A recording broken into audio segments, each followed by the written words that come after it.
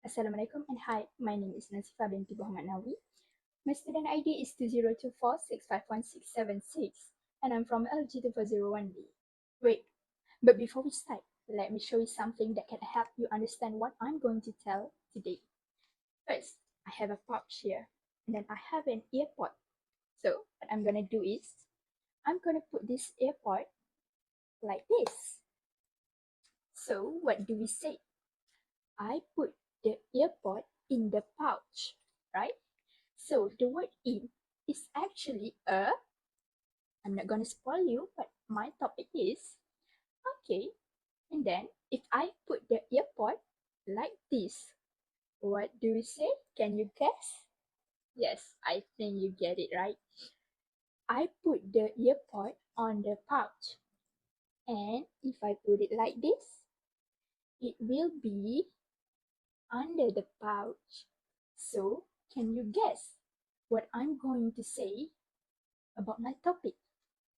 Yes, you're correct. My topic is preposition. Let's hop on to our topic. So today I would like to tell you about preposition. You must be wondering what is preposition. Preposition is a word that shows the relationship between a noun or pronoun and another word in the sentence. It helps explain where, when, or how something happens. You must be wondering what is the significance of preposition in our life. Why is it so important? Okay, let me tell you. The preposition help us to understand where the things are, when something happens, or how one thing connects to another. But first thing first, you need to know there are four types of preposition. What are the four types of preposition? The first type is preposition of location, and then we have preposition of time, and then preposition of direction, and the last one is preposition of manner. I already prepared one example for each, so we go for number one. The first preposition is location preposition. Example, the dog is sleeping on the mat. So, can you guess where is the preposition? Yes, it's correct. The on word explains us about where the dog is sleeping. So we can know about the detail where the dog is sleeping. So you can see clearly now that the preposition on the sentence help us to understand where the things happen. So for number two, we have time preposition. Example, his wife said that she will arrive before midnight. So where is the preposition? The preposition in this sentence is before. Before explains us about when is something going to happen or when is something is happened. And then we move on to number three. For the number three, we have preposition of direction. Example, she ran to the bus stop because it's raining. So the two in the sentence is explain us about the direction she goes to. For the number four, we have manner preposition. Example, she solved the riddles with ease.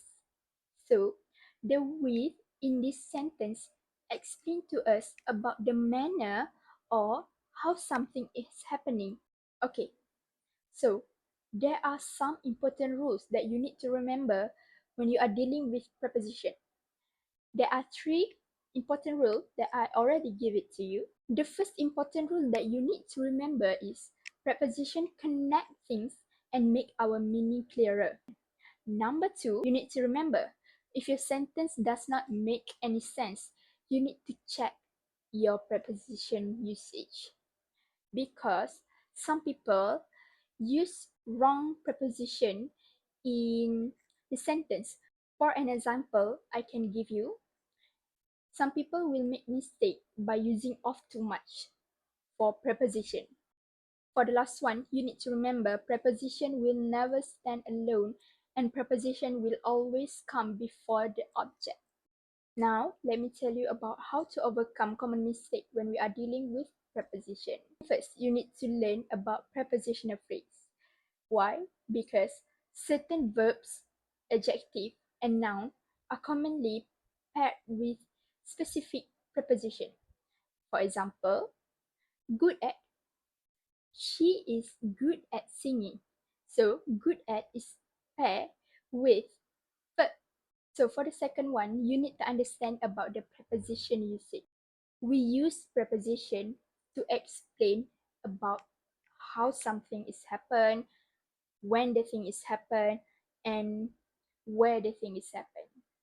So if you understand about the preposition usage, you will not do common mistake when you are dealing with preposition. For the last one, you need to avoid use many of in your sentences.